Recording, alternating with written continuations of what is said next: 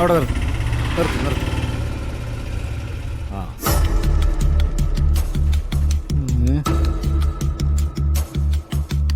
സാറേ കാശ് തന്നില്ല. ആരാടേ? ഓ പോയതല്ല, വീട് ഇതാണോ നോക്കാൻ വേണ്ടി പോയതാ.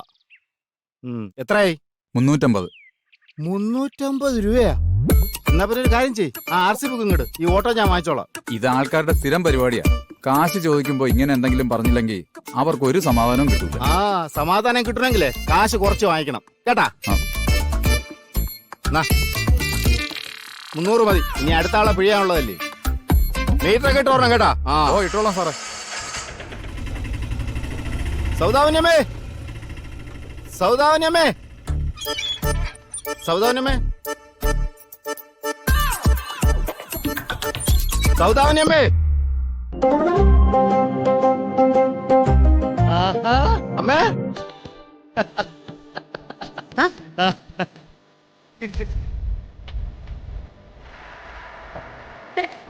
എന്തൊക്കെ ഉണ്ട് വിശേഷം?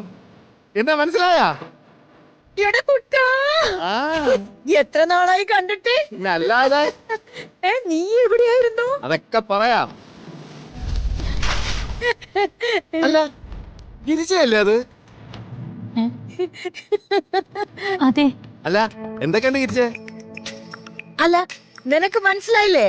കുട്ടൻ. കുട്ടൻ ആ ഓർമ്മയുണ്ട്. അത് കൊള്ളാം, പിന്നെ ഓർമ്മയായിരിക്കും. സുഖല്ലേ കുട്ടേട്ടാ? ചേച്ചി വന്നില്ലേ?